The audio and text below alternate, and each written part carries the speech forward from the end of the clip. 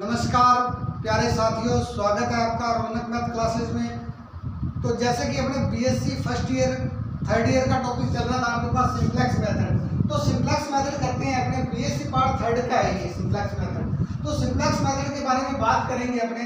तो सबसे पहले देखते हैं अपने इस सिंप्लेक्स मेथड का जनरलाइजेशन करना है आपको कि इसमें क्या गिवन होगा, आपको क्या आपको करना है, कैसे इसके क्वेश्चन को हल करना है, वो सब अपने पहले वर्किंग मेथड जिसको बोलते हैं वो समझते हैं आप। तो सबसे पहले आपको the generalisation of formulation LPP linear programming problem. तो सबसे पहले लीनियर प्रोग्रामिंग प्रॉब्लम को सॉल्व करना है आपको। उसके लिए सिंप्लेक्स मेथड का यूज करेंगे। कैसे करेंगे वो बताते हैं कि LLP की दो इक्वेशनें आपको गिवन थी, आपने प्लस 2 में किया है कि दो इक्वेशन आपको गिवन होती है तो x और y की वैल्यू निकालते हो वो LLP होती है। लेकिन यहाँ आपको सिंप्लेक्स मेथड से हल करना है इसको।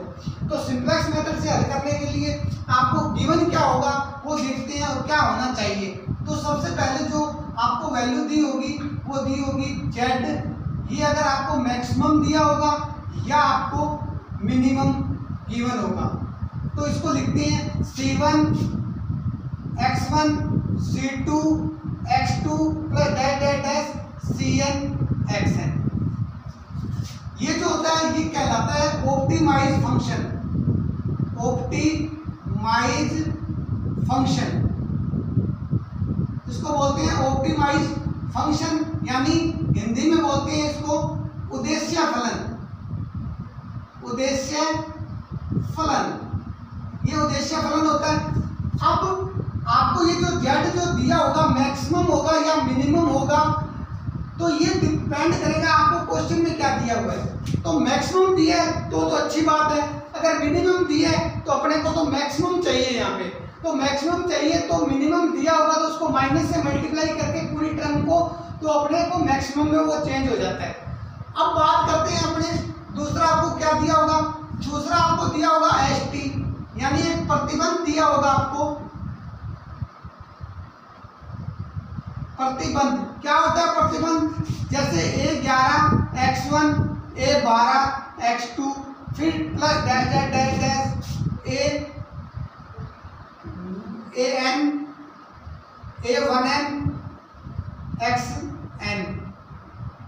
अब इसके बराबर में आपको क्या दिया होगा वो देखने हैं। एक तो या तो ये साइन दिया होगा या ये साइन दिया होगा और या ये साइन दिया होगा बराबर में b। यानी कहने का मीन्स ये है कि ये प्रतिबंध दिया होगा आपको। प्रतिबंध 2 भी दे सकता है, 3 भी दे सकता है। तो अपने दिखते हैं एक प्रतिबंध आपको और दिया गया है x1 x2 2n xn। ये भी कंडीशन को फॉलो कर रहा है, या तो बड़ा होगा, ग्रेटर देन होगा या इक्वल होगा। ये b है क्योंकि इसके बराबर में जो प्रतिबंध के बराबर में जो दिया जाएगा वो b आपको कोई वैल्यू दी जाएगी। अब बात करते हैं अपने ये n तक जाएगा तो ये हो जाएगा आपके पास 1 2 m मान सकते हैं इसको, ये 1 हो जाएगा। ये x n तक जाएगी, फिर इसको भी लिख सकते हैं इसी प्रकार। तो इसको लिखेंगे तो a 1 2 m n x की पावर x की n। ये जो प्रतिबंध होगा वो और लगा के अपने इस टाइप से लिख सकते हैं इसको। ये तीनों ही आपके पास, इसमें n तक प्रतिबंध दे सकता है वो आपको। जो प्रतिबंध है एक तो z की कंडीशन मिलेगी आपको, कितने भी प्रतिबंध दे सकता है कि 2 दे सकता है, 3 दे सकता है, वो क्वेश्चन डिपेंड करता है कितने प्रतिबंध का है। तो अब आपको और क्या दिया होगा। अब तीसरी जो बात है, एक तो पहली बात आपको ये ध्यान रखनी है कि मैक्सिमम होना चाहिए फंक्शन। दूसरी बात आपको ये ध्यान रखनी है कि उसका जो प्रतिबंध है वो कैसे मिलेगा आपको। और तीसरी बात जो है इसमें वेरी मोस्ट इंपॉर्टेंट है कि जो आपको ये जो मैक्सिमम z के अंदर दिया गया है उद्देश्य फलन के अंदर, तो मैं लिख देता हूँ यहाँ पे उद्देश्य फलन के अंदर आपको जो भी दिया गया है x1 x2 जो भी दिया गया है ये क्या होना चाहिए, 0 से बड़ा होना चाहिए। कहने का मतलब है इसको भी बोलते हैं नॉन जीरो रिस्ट्रिक्शन, ऋणोत्तर, हिंदी में बोलते हैं इसको ऋणोत्तर प्रतिबंध।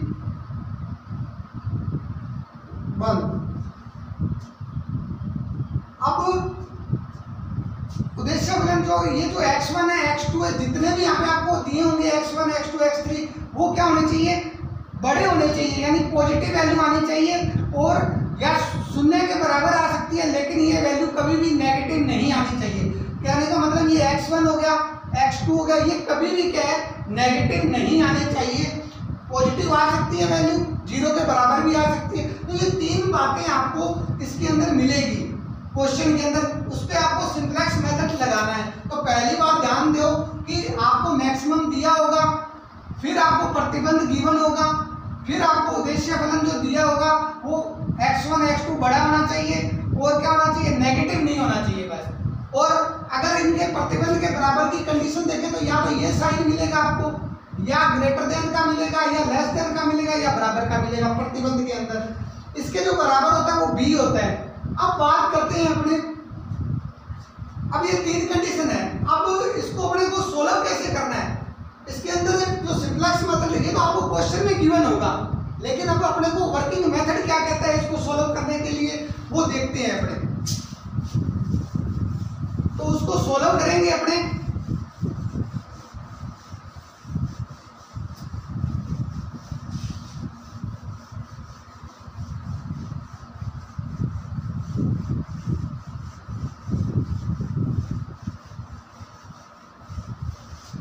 तो सबसे पहले जो सिंप्लेक्स मेथड का वर्किंग मेथड बता रहा हूं मैं आपको, वर्किंग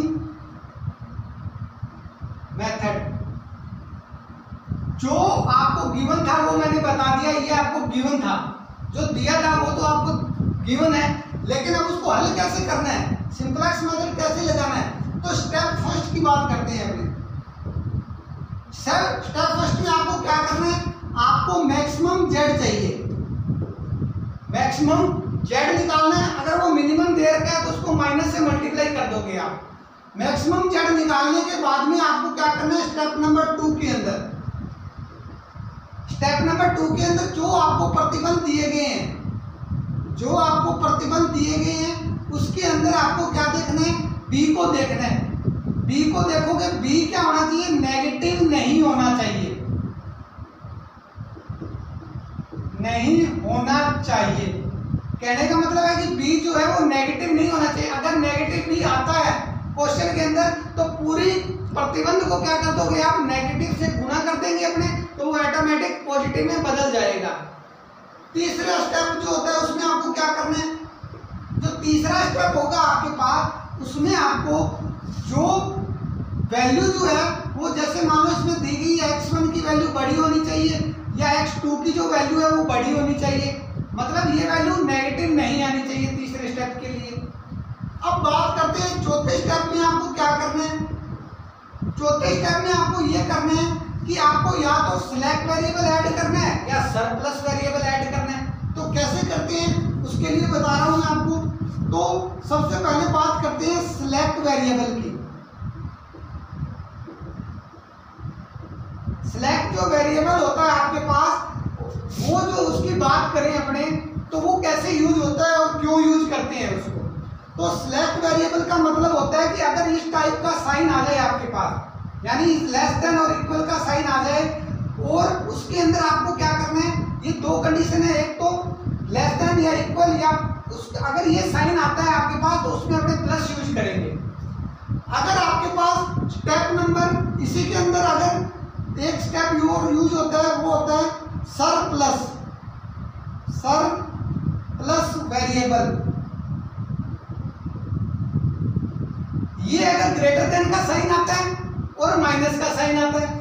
अब अगर आपके पास ये साइन आता है तो पॉजिटिव करेंगे, सिलेक्ट वेरिएबल ऐड हो जाएगा उसके अंदर।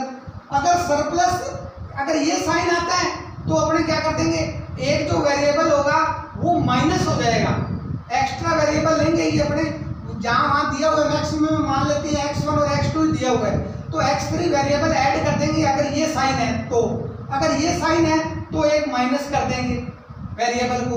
तो इस प्रकार सिलेक्ट वेरिएबल और सरप्लस वेरिएबल को अपने इसके अंदर ऐड करना है और माइनस करना है। स्टेप नंबर 5 के अंदर आपको क्या करना है, जब ये ऐड करोगे आप तो एक जो इक्वेशन बनेगी आपके पास, मैक्सिमम जेड बनेगा आपके पास, वो क्या होना चाहिए, इकाई होना चाहिए। यानी जो मैक्सिमम आप जेड डैश मान लेते हैं जो बनेगा आपके पास, वो क्या होना चाहिए, एक जब ये वेरिएबल ऐड करेंगे तो एक इकाई के रूप में होना चाहिए, इकाई मैट्रिक्स बोल देते हैं अपने इसको, इकाई मैट्रिक्स के रूप में होना चाहिए,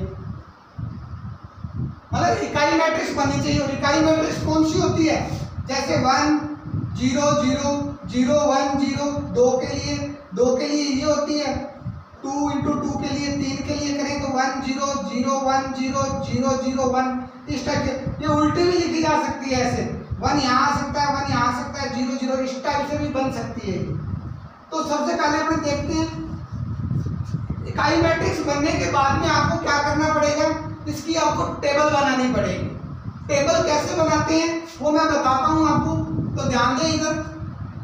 VB सबसे पहले VB लिखते हैं, फिर CB लिखते हैं, फिर XB लिखते हैं, फिर X1 लिखते हैं, फिर X2 लिखते हैं, फिर X3 लिखते हैं, फिर X4। जितने एलिमेंट होंगे उसके अंदर उतनी ही बातें लिखी जाएगी।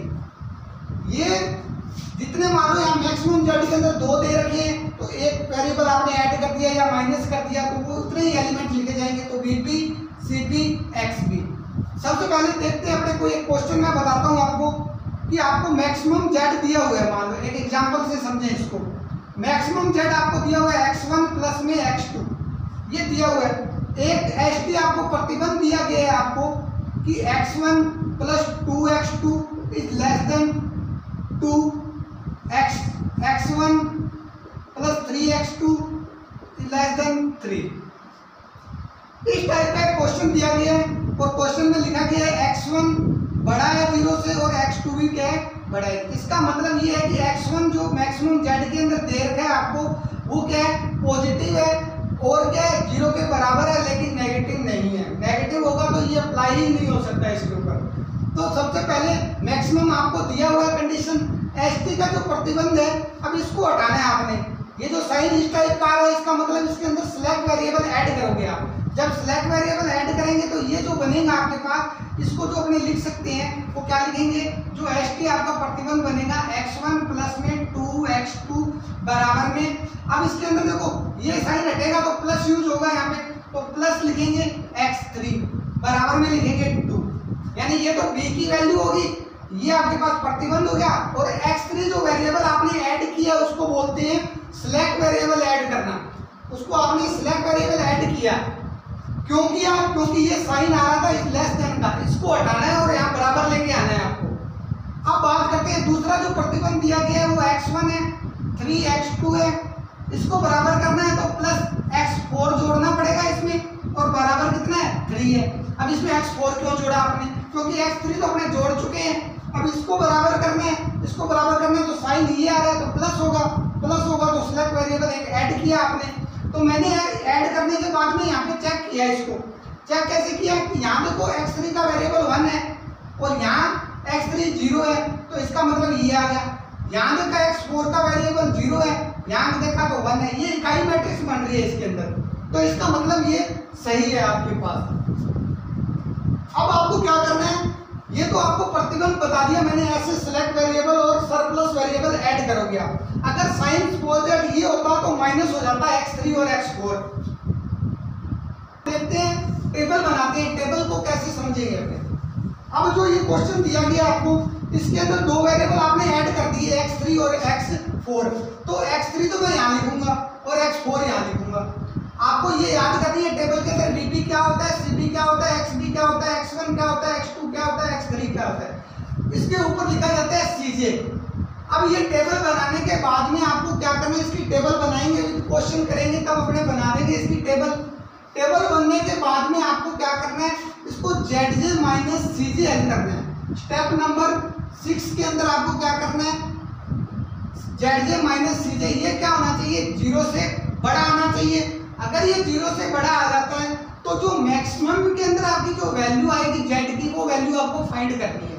यानी मैक्सिमम के अंदर आपको क्या फाइंड करना है, एक तो x1 की वैल्यू जो क्वेश्चन में दिया होगा, x2 की वैल्यू दी होगी, दोनों की वैल्यू इस टेबल से हल होगी और हल होने के बाद में वो वैल्यू पुट कर देंगे मैक्सिमम Z के अंदर, तो वो आपके पास क्या आ जाएगी, सिंपलेक्स मेथड से इसको हल हो जाएगा वो।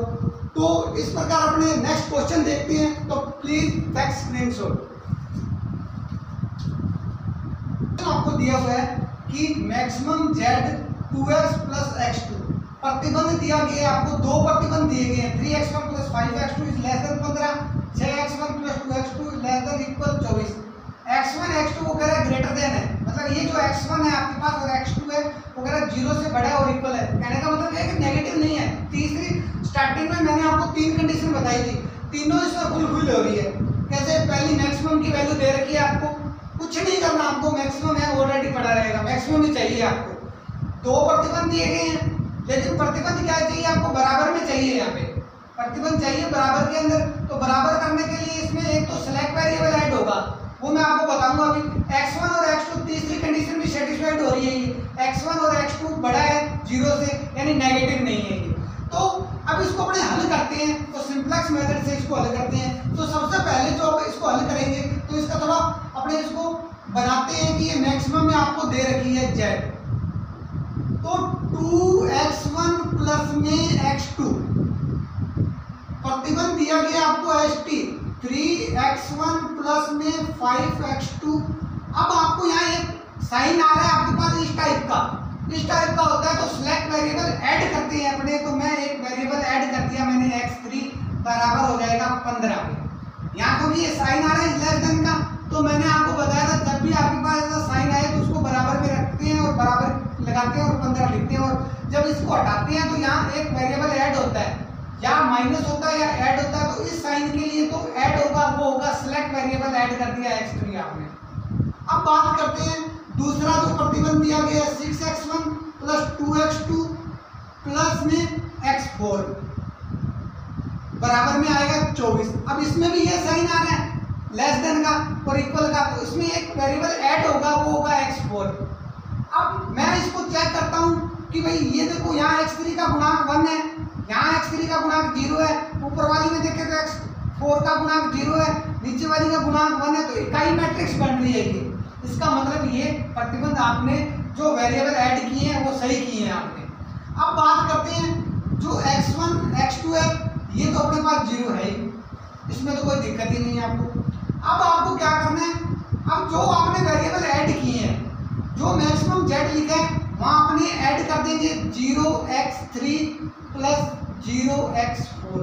क्यों करेंगे, क्योंकि ये सिलेक्ट वेरिएबल आपने ऐड कर दिए इस प्रतिबंध के अंदर, तो यहाँ भी मैक्सिमम Z के अंदर ऐड हो जाएंगे, लेकिन इसका जो गुणांक होगा वो x4 का 0 है, x3 का 0 है। जिस प्रकार यहाँ गुणांक जो होंगे वो इसके 0 लेके आ, क्योंकि ये तो आपने ऐड किया अपनी तरफ से हटाने के लिए वेरिएबल, तो आपने इस टाइप से इसका जनरलाइजेशन कर दिया इस क्वेश्चन का इसमें। अब यहाँ से इसको टेबल से इसको सॉल्व करना पड़ेगा, तो अपने सबसे पहले टेबल बनाते हैं इसकी, तो देखते हैं टेबल कैसे बनती है इसकी। तो सबसे पहले मैं VB लिखता हूँ, फिर लिखता हूँ CB, फिर लिखता हूँ XB, फिर लिखता हूँ X1, फिर लिखता हूँ X2, फिर लिखता हूँ X3 और फिर लिखता हूँ X4। अब VB क्या होगा आपके पास, जो आपने ऐड वेरिएबल किए हैं, जो सेलेक्ट वेरिएबल आपने ऐड किए हैं वो लिखते हैं। तो पहले तो आपने एक तो x3 किया और एक x4 किया, तो x3 लिखा और x4 लिखा, फिर आपने इस टाइप से इसकी टेबल बना सकते हैं। इस टाइप से लिख दिया मैंने, इसको थोड़ा ऊपर लिख रहा हूं मैं, x1 x2 is greater than 0। अब जो आपके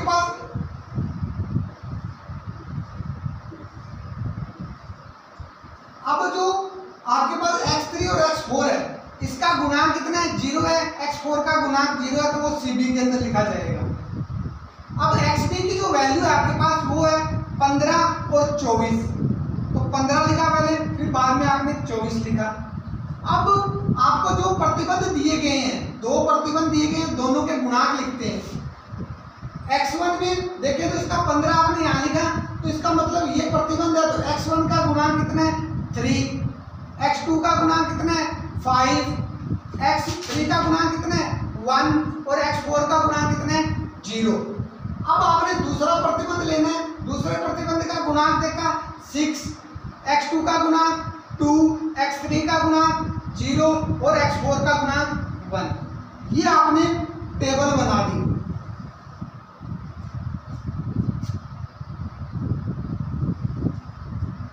अब ये टेबल बन चुकी है आपके पास। अब आपको क्या करना है, इस टेबल के अंदर आपको फाइंड करनी है वैल्यू। अब वैल्यू कैसे फाइंड करते हैं अपने, तो ये देखो इकाई मैट्रिक्स बन रही है, इसका मतलब ये क्या है कि आपके पास ये वैल्यू जो आ रही थी, वेरिएबल ऐड किया x3 और x4 आपने सही ऐड किया है। अब आपको इसमें निकालना होता है zj minus cj, zj minus cj, जो ऊपर जो वैल्यू लिखी जाती है वो लिखी जाती है cj। cj की जो वैल्यू होती है वो x मैक्सिमम में देखेंगे, x का 1 का गुणांक कौन सा है 2 है, तो यहाँ 2 आ जाएगा। x2 का गुणांक कितना है 1 है, x3 का गुणांक कितना है 0 है और x4 का गुणांक कितना है 0 है, ये लिखा जाएगा। cj की वैल्यू आ जाएगी आपके पास zj माइनस cj। ये वैल्यू निकालते हैं सबसे पहले, तो कैसे निकालते हैं ये देखते हैं। zj माइनस cj की जो वैल्यू निकालते हैं अपने, तो मैं इधर साइड में अपने निकाल के देखते हैं कि zj माइनस cj।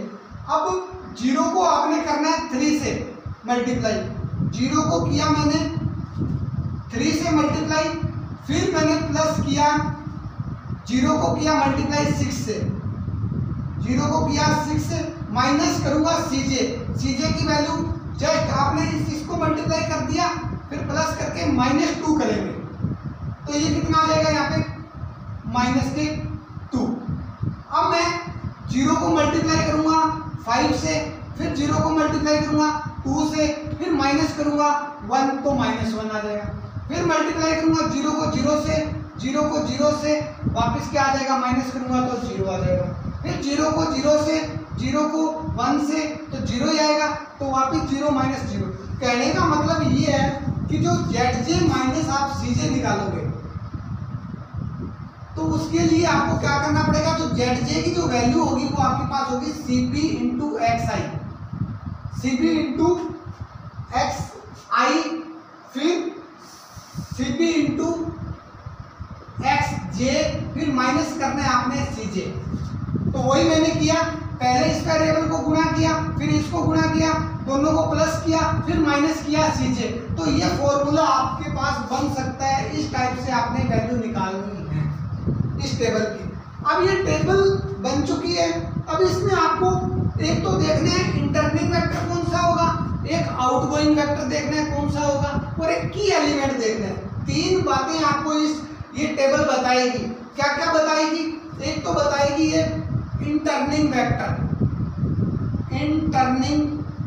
वेक्टर, एक बताएगी आउटगोइंग वेक्टर, एक बताएगी की एलिमेंट। ये 3 बातें इस टेबल से आपको पता चल जाएगी। कैसे पता चलेगी वो देखते हैं अपने। आपने zj माइनस cj निकाला, तो सबसे पहले अब आपको की एलिमेंट निकालना है। की एलिमेंट निकालने के लिए आपको क्या करना है, तो सबसे पहले ये चेक करना है कि जो आपने zj माइनस cj बनाया उसमें सबसे मिनिमम वैल्यू कौन सी है। मिनिमम वैल्यू सबसे आपके पास -2 है, सबसे छोटी वैल्यू -2 है। क्यों, क्योंकि अब ग्राफ में देखें तो -2 पहले आता है, तो मिनिमम वैल्यू -2 हो जाएगी आपके पास। तो मिनिमम वैल्यू या तो की एलिमेंट ये हो सकता है 6 या ये हो सकता है, अपने को नहीं पता कौन सा होगा। इसको चेक करने के लिए आप क्या निकालते हैं, अपने मिनिमम रेशो निकालते हैं, जो होता है उसका फॉर्मूला xb अपॉन में xi जो होता है वो ग्रेटर देन होता है 0 से। तो कहने का मतलब इंटरनिंग वेक्टर तो ये हो जाएगा आपके पास, इंटरनिंग वेक्टर तो हो जाएगा x1 इंटर करेगा। आउटगोइंग कौन सा होगा नहीं पता आपको, लेकिन की एलिमेंट भी नहीं पता कौन सा होगा, या तो ये हो सकता है ये हो सकता है। इसको चेक करने के लिए मिनिमम रेशो निकालते हैं, तो xb अपॉन में xi करते हैं। xb कितना है आपके पास इस सीरीज में बात करें तो 15 बटा एक्स आई की बात करें तो 3 ही क्यों लिया, क्योंकि इंटरनल वेक्टर इसमें से मिलेगा आपको, या तो की एलिमेंट ये हो सकता है या ये हो सकता है, तो एक्स आई की वैल्यू 3 रखी है आपने, तो ये आ गया आपके पास 5।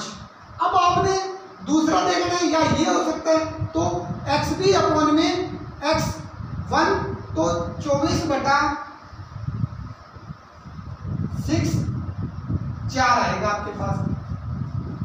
अब आपको ये देखना है मिनिमम, जैसे इसमें से दोनों में से मिनिमम वैल्यू कौन सी आ रही है, क्या 5 मिनिमम है या 4 मिनिमम है, तो ये देखेंगे अपने कि 4 मिनिमम आ रहा है। इसका मतलब इस आपको रो के अंदर क्या मिलेगा, की एलिमेंट मिलेगा, वो की एलिमेंट कितना हो जाएगा 6 हो जाएगा आपके पास। तो अपने लिख सकते हैं कि की एलिमेंट तो आपके पास 6 होगा, x1 इंटर करेगा तो आउटगोइंग वेक्टर कौन सा हो जाएगा 4 हो जाएगा। तो अपने लिख सकते हैं कि आउटगोइंग वेक्टर तो हो जाएगा आपके पास x4 और इंटर कौन सा कर जाएगा x1 और की एलिमेंट कितना हो जाएगा आपके पास 6 हो जाएगा। तो इस प्रकार आउटगोइंग वेक्टर हो जाएगा x4, ये आउटगोइंग हो जाएगा। तो सबसे पहले दोबारा बता रहा हूं आपको कि सबसे पहले VP, CP, XB, X1, X2, X3, X4 लिखा आपने।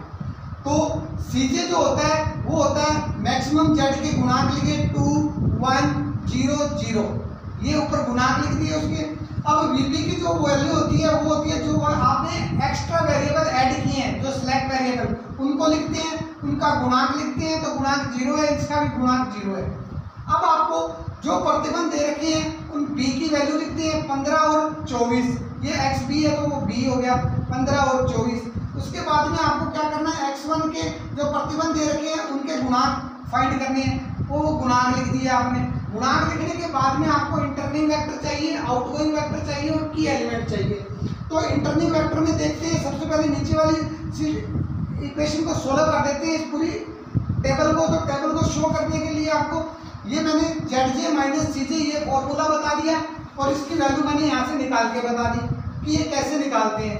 यहाँ -2 है या -1 है या 0 है या 0 है। अब एक इंटरनल वेक्टर जो होगा वो सबसे मिनिमम वैल्यू पे होगा, तो सबसे मिनिमम वैल्यू 2 है, तो इंटरनल वेक्टर तो होगा x1, ये ऊपर x1 है, इंटरनल हो जाएगा।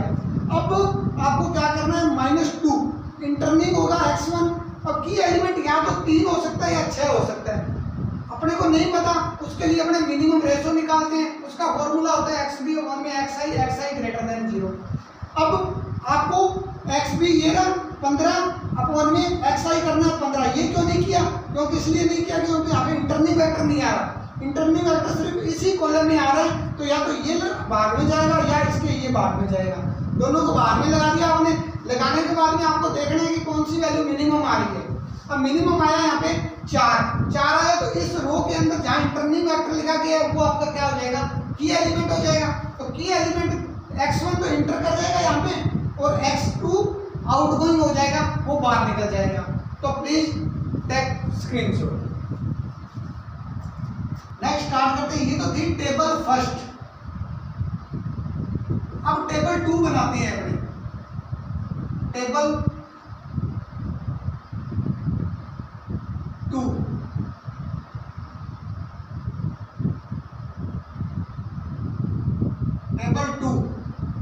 तो टेबल 2 जो बनेगी आपके पास वो क्या बनेगी वो देखते हैं अपने। तो सबसे पहले आपको VB लिखना है, फिर CB लिखना है, फिर XB लिखना है, फिर आपको x1 लिखना है, x2 लिखना है, x3 लिखना है और x4 लिखना है। ये 4 लिखने हैं आपको। अब VB की जो वैल्यू होगी आपके पास, सबसे पहले VB को सोल्व करते हैं, VB के वेरिएबल लिखते हैं अपने। तो आपने देखा कि सबसे पहले जो वेरिएबल आपने ऐड किया है इंटरनल वेक्टर कौन सा हो रहा है x1, तो x4 की जगह तो क्या आ जाएगा आपके पास x1 आ जाएगा। x1 के ऊपर कितना है 2 है, तो यहाँ b की जगह 2 आ जाएगा आपके पास। अब आपको ऊपर वाली जो वैल्यू है वो सेम की सेम आएगी और इसका जो वेरिएबल था x3 का वो ऊपर वाला कितना था 0 था, ये तो इतना बन जाएगा आपके पास। दोबारा बता रहा हूँ, जो आउटगोइंग वेक्टर था वो तो बाहर चला गया, इसकी जगह x1 इंटर कर गया क्योंकि ये इंटरनल वेक्टर था, तो इंटर कर गया तो ये x1 आ जाएगा। यहाँ इसके जो वेरिएबल जस्ट x1 के ऊपर कौन सा है, CJ की वैल्यू 2 है तो 2 लगा दी। x3 है तो वो तो सेम ही रहेगा ऊपर वाला। तो अब आपको xb और ये वैल्यू बनानी है, दो ये रो बनानी है और x1 की रो बनानी है आपको। ये कैसे बनती है, इसका क्या फंडा होता है वो बताता हूँ मैं आपको। सबसे पहले आपको जो की एलिमेंट आ रहा है, आपने फर्स्ट टेबल जो बनाई है, जो फर्स्ट टेबल बनाई है आपने, उसको जो की एलिमेंट आ रहा है उसको पूरी को 6 से डिवाइड कर देते हैं। तो 6 से डिवाइड करेंगे तो आपने CB तक तो इसको चेक किया हुआ है, अब 24 के अंदर 6 का भाग लगाएंगे तो वो आ जाएगा 4। 6 में 6 का डिवाइड करेंगे 1, तो ये आ जाएगा 6 का डिवाइड करेंगे तो 1/3, फिर डिवाइड करेंगे 0, फिर 1/6, ये आ जाएगा आपके पास। इसको क्या करना है, टेबल को आपने 6 से डिवाइड करना है, फिर आपके पास ये टेबल बन जाएगी। अब इस टेबल के बनने के बाद में आपको ऊपर वाली रो बनानी है, तो उसके लिए फंडा क्या होता है, सबसे पहले होता है पुरानी रो, फिर माइनस करते हैं नई रो, फिर जो की एलिमेंट के ऊपर या नीचे जो भी एलिमेंट है उससे मल्टीप्लाई करते हैं। तो ये आपको फंडा ध्यान रखना है। तो पुरानी रो कौन सी है आपके पास, जो आपने ऊपर वाली रो बनानी है तो ये वाली पुरानी रो हो जाएगी। तो पुरानी रो कौन सी है, 15, 3, 5, 1 और 0, ये पुरानी रो है। पुरानी रो के एलिमेंट लिखे 15, 3, 5, 1 और 0, ये लिख दिए मैंने। फिर माइनस लगाना है आपने, माइनस लगाया। नई रो कौन सी है, जो आपने अभी बनाई है। तो xb से स्टार्ट करते हैं, तो xb कितना है 4, फिर 1, फिर 1/3, फिर 0, फिर 1/6। अब इनटू के अंदर क्या मल्टीप्लाई करोगे आप, इनटू के अंदर वो मल्टीप्लाई करना है जो की एलिमेंट के जस्ट ऊपर है। अगर ये की एलिमेंट होता फिर 6 से कर देते। अब आपके पास क्या है, ये तो की एलिमेंट है, जस्ट इसके ऊपर देखना है आपने 3 है, तो 3 से इसको पूरी को मल्टीप्लाई कर दोगे आप। मल्टीप्लाई करने के बाद में इसका रिजल्ट देखना है क्या आ रहा है। इसका रिजल्ट आ रहा है 12, 15 में से 12 जाएंगे तो 3 में से 3 जाएंगे 0, 3 से 3 कैंसिल हो गया 4, फिर ये 1, ये 0 हो जाएगा तो 1, ये आ जाएगा माइनस के 1/2। तो ये अपने इस टेबल में पुट कर देंगे, तो 3, 0, 4, 1 और माइनस की 1/2। इस टाइप से आपने ये वैल्यू निकालनी है। अब इसको अपने क्या करते हैं, सोल्व करते हैं। इसको लिखते हैं ZJ माइनस CJ। सबसे पहले ZJ माइनस CJ होगा, उसके बाद में मिनिमम रेशो निकालना है आपको। तो इस टाइप से अपने ये वैल्यू निकाल के नई रो बना देंगे। नई रो बनाने के बाद में आपको वही काम करना है जो पहले टेबल में आपने किया था। टेबल में आपने ये किया था कि ये ZJ माइनस CJ बनाना था पहले टेबल के अंदर। अब उसी टेबल के अंदर दूसरी टेबल जो है उसके अंदर आपको ZJ माइनस CJ बनाना है।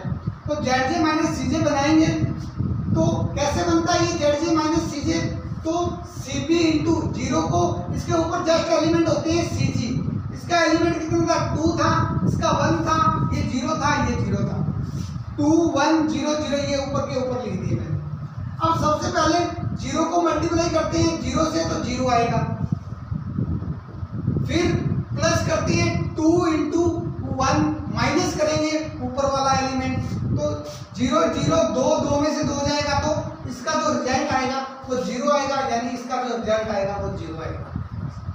ठीक है भाई। अब बाद में बात करते हैं अपने दूसरी CB लेते हैं और x2 लेते हैं। तो CB लिया तो 0 को किया 4 से, फिर प्लस किया 2 को किया 1/3 से मल्टीप्लाई, तो ये आ जाएगा आपके पास, और माइनस किया 1, तो इसका जो रिजल्ट आएगा वो आएगा, ये तो 0 हो जाएगा, ये 2/3 आएगा, माइनस करोगे तो ये माइनस के आ जाएंगे 1/3, तो यहाँ आ जाएगा माइनस का 1/3। अब बात करते हैं इस एलिमेंट को, CB को मल्टीप्लाई करेंगे x3 से तो ये 0 हो जाएगा, फिर प्लस करते हैं 2 को 0 से, फिर माइनस करेंगे ऊपर वाला एलिमेंट, इसका 0 है तो ये आ जाएगा, ये भी 0, ये भी 0, तो सारा 0, तो यहाँ 0 आ जाएगा। अब CB को करेंगे x1 से तो -1/2, प्लस 2 को करेंगे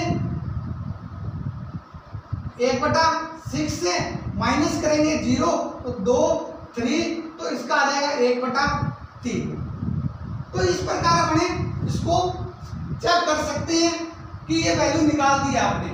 अब आपको टेबल जब तक बनानी है जब तक ये नेगेटिव खत्म ना हो जाए, यहाँ सारी वैल्यू पॉजिटिव आनी चाहिए सारी वैल्यू, तब तक आपको चलना है, क्योंकि Zj माइनस Cj क्या होना चाहिए, ग्रेटर देन होना चाहिए या बराबर होना चाहिए 0 के। तो तब तक टेबल बनती जाएगी तब तक ये सारी वैल्यू क्या हो जाए, पॉजिटिव ना हो जाए। अब ये नेगेटिव वाली है, इसका मतलब आगे जस्ट एक टेबल और बनेगी आपके पास। तो उसके लिए अपने देखते हैं कि इंटरनिंग वेक्टर कौन सा होगा, आउटगोइंग वेक्टर कौन सा होगा और की एलिमेंट कौन सा होगा। तो सबसे पहले अपने Zj माइनस Cj में देखते हैं कि सबसे मिनिमम वैल्यू कौन सी है। सबसे मिनिमम वैल्यू आपके पास ये है, इसका मतलब इंटरनिंग जो वेक्टर होगा आपके पास, जो इंटरनिंग वेक्टर होगा वो तो x2 एंटर कर जाएगा। अब की एलिमेंट पता नहीं 4 है, पता नहीं 1/3 है, तो इसको चेक करने के लिए अपने क्या निकालते हैं, मिनिमम रेशो निकालते हैं। मिनिमम रेशो निकालते हैं। तो मिनिमम रेशो निकालने के लिए फॉर्मूला होता है xb अपॉन में xi की वैल्यू होती है ग्रेटर देन 0। तो xb की वैल्यू देखिए अब आप, तो xb कितना है यहाँ पे 3 बटा, अब आपके पास 4 आएगा तो 4, तो इसमें जब वैल्यू रखेंगे तो 0.75 के लगभग आएगी। अब नीचे वाली का देखिए तो xb की वैल्यू कितनी है 4 और इसकी वैल्यू कितनी है 1/3, तो ये आ जाएगी 12 आपके पास। अब दोनों में से मिनिमम वैल्यू कौन सी है, ये है। तो इस रो में आपको की एलिमेंट मिलेगा, तो की एलिमेंट कौन सा हो जाएगा, इस रो में चले अपने, तो आपके पास इंटरनिंग वेक्टर ये है, तो इसका मतलब ये आपके पास क्या हो जाएगा, की एलिमेंट हो जाएगा। तो अपने लिख सकते हैं कि की एलिमेंट जो होगा आपके पास वो होगा आपके पास 4, और जो इंटरनिंग वेक्टर होगा वो आपके पास होगा x2 इंटर कर जाएगा, और आउटगोइंग जो होगा वो x3 आउटगोइंग हो जाएगा। मतलब x2 तो इंटर कर गया और बाहर कौन सा निकलेगा, x3 बाहर निकल जाएगा।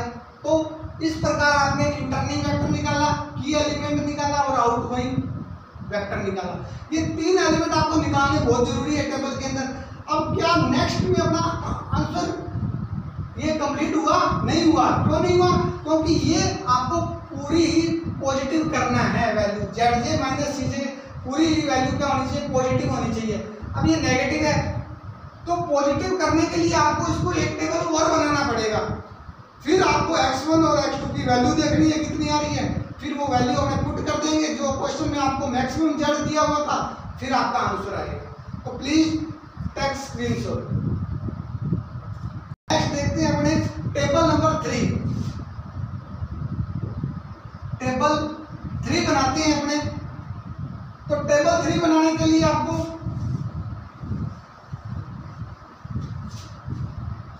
सबसे पहले लिखते हैं VB, फिर लिखते हैं CB, फिर लिखते हैं XB, फिर लिखते हैं X1, फिर लिखते हैं X2, फिर लिखते हैं X3 और फिर लिखते हैं X4। अब VB क्या होता है आपके पास, अब देखो जो आपके पास की एलिमेंट था, इंटर कौन सा कर रहा था, X2, तो X3 की जगह तो आ जाएगा X2, इंटर कर गया, ये सेम वेरिएबल रहेगा। इसके बराबर में क्या है 2, ये सेम रहेगा। लेकिन X3 के ऊपर कितना है, X2 के ऊपर कितना है वेरिएबल, तो 1 है, तो यहाँ 1 आ जाएगा। इतना हल कर दिया आपने। जो नई टेबल बनेगी उसमें सबसे पहले VB लिखते हैं, फिर CB लिखते हैं। VB क्या होता है आपके पास, जो इंटर कर रहे हैं उसको इंटर कर देंगे, यानी X2 इंटर कर रहा है तो X2 यहाँ लिख दिया आपने X3 की जगह, और X3 तो बाहर निकल जाएगा, तो वो तो आउटगोइंग हो गया। और जो नीचे वाला पड़ा है वो तो सेम ही है। अब आपको क्या करना है, XB, X1, X2, X3 इनके गुणांक लिखने और रो बनानी है आपको। तो सबसे पहले जो की एलिमेंट है उसकी रो बनाते हैं। की एलिमेंट आपके पास टेबल नंबर 2 के अंदर आया था 4। इस पूरी रो को आपने 4 से डिवाइड करना है। तो 4 से डिवाइड करेंगे तो 3/4, 4 का डिवाइड करेंगे 0, 4 का डिवाइड करेंगे 1, 1/4, 4 का डिवाइड करेंगे 1 माइनस का 1/8 आ जाएगा आपके पास। अब आपको क्या करना है, ये तो आपने नई टेबल बना दी, अब वापस वही करना है आपको। ये जो टेबल बनाने के लिए आपको क्या करना पड़ेगा, इसकी रो बनाने के लिए आपको वही करना पड़ेगा फॉर्मूला, पुरानी रो माइनस नई रो, फिर इनटू में की एलिमेंट के जस्ट ऊपर या नीचे एलिमेंट होगा वो लिखना पड़ेगा। सबसे पहले देखते हैं पुरानी रो। पुरानी रो कौन सी है, जो आपको रो बनानी है वो पुरानी रो है, ये बनानी है यहाँ पे, तो ये पुरानी होगी इसकी। तो XB से स्टार्ट करेंगे, 4 1 1/3 0 और 1/6, 1 2 3 4 5 वेरिएबल आ गए, तो 1 2 3 4 5 वेरिएबल आ गए आपके पास। अब माइनस करना है इसको, अब माइनस करोगे तो ये पुरानी रो, n मतलब नई रो। नई रो कौन सी है, जो अभी आपने बनाई है 4 का डिवाइड करके, तो 3/4 0 1 1/4 और माइनस का 1/8 है, तो ये प्लस का 1/8 हो जाएगा। इनटू में अब जो की एलिमेंट के जस्ट ऊपर या नीचे, नीचे कितना आ रहा है 1/3, तो 1/3 से पूरी रो को क्या कर देंगे, मल्टीप्लाई कर देंगे, पूरी को मल्टीप्लाई कर दिया। इसका रिजल्ट देखेंगे क्या आ रहा है, उसको सोल्व किया आपने तो क्या आ रहा है इसका, ये करेंगे तो ये हो जाएगा आपके पास 12 4 माइनस 3/12, तो 3 ये 4 से कैंसिल हो जाएगा और ये 16 माइनस 1 15/4 आ जाएगा इसकी वैल्यू। अब नेक्स्ट बात करते हैं, ये 0 हो जाएगा तो ये आ जाएगी वैल्यू 1। इसकी बात करें तो 1/3 माइनस 1/3 0। इसकी बात करें तो माइनस के 1/12। इसकी बात करें तो 1/6 प्लस 1/24 हो जाएगा। लघुत्तम लें इसका तो 12 लघुत्तम आएगा, 6 3 12 और 2, ये आ जाएगा आपके पास 24 आएगा इसका लघुत्तम। 24 तो 4 प्लस 1 यानी 5/24। इस टाइप से आपने वैल्यू निकाल दी, फाइंड कर दी, जस्ट वो वैल्यू लिखेंगे अपने। तो XB की जो वैल्यू आ रही है वो आ रही है 15/4, X1 की वैल्यू 1 0 माइनस 1/12 और 5/24। इसको सोल्व करते हैं। सोल्व करने पे ये चेक करना है कि ZJ minus CJ greater than होना चाहिए आपके पास, नेगेटिव नहीं आना चाहिए। नेगेटिव आ रहा है इसलिए अगली टेबल बनाई। अब चेक करते हैं कि ये पॉजिटिव आ रही है कि सारी वैल्यू कैसे। तो सबसे पहले आपको क्या करना पड़ेगा, उसको सोल्व करना है। तो CP इंटू X1 फिर प्लस 2, तो लिखते हैं इसको कि 1 इंटू 0 फिर प्लस करेंगे 2 इंटू 1 फिर माइनस करेंगे जस्ट ऊपर वाली संख्या, यहाँ 2 थी, यहाँ 1 थी, यहाँ 0 थी, यहाँ 0 थी, ये CJ की वैल्यू थी आपके पास। तो माइनस के अंदर कितना हो जाएगा 2, तो 2 माइनस 2 तो ये 0 आएंगे आपके पास। कैसे, दोबारा बता रहा हूँ कि CP को X1 से 1 को 0 से मल्टीप्लाई किया, फिर प्लस किया, 2 को 1 से मल्टीप्लाई किया, फिर माइनस में ऊपर वाला CJ। ये फॉर्मूला आपको ध्यान में रखना है कि ZJ माइनस CJ निकालने का जो फॉर्मूला होता है आपके पास, ZJ की वैल्यू होती है वो CB इंटू XI फिर plus CB into XJ minus में CJ। ZJ इस टाइप से इसको मैंने सोल्व कर दिया। अब 1 को मल्टीप्लाई करूंगा मैं 1 से तो 1 आ जाएगा, ये 0 हो जाएगा, 1 में से 1 जाएगा तो भी ये 0 हो जाएगा। कैसे, 1 को 1 से मल्टीप्लाई किया, फिर प्लस 2 को 0 से किया, फिर माइनस में ऊपर कितना है 1 है, तो ये 1 माइनस 1, इसका रिजल्ट भी 0, इसका रिजल्ट भी 0। अब बात करते हैं CB को, करते हैं X3 से मल्टीप्लाई, तो ये आएगा 1 इंटू 1/4 प्लस 2 इंटू माइनस के 1/12 और माइनस का ऊपर इसके कितने हैं 0, तो 0 आ जाएगा। इसको सोल्व करते हैं तो ये आ जाएगा 1/4 प्लस 2 6, तो माइनस के कितने आ जाएंगे 1/6, तो इसका जो लघुत्तम आएगा वो आएगा आपके पास 24।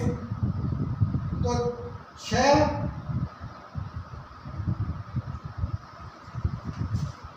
नेक्स्ट अपने देखते हैं कि 1/4 माइनस 1/6। तो जब इसको सोल्व करते हैं तो इसका लघुत्तम जो आता है वो आपके पास आता है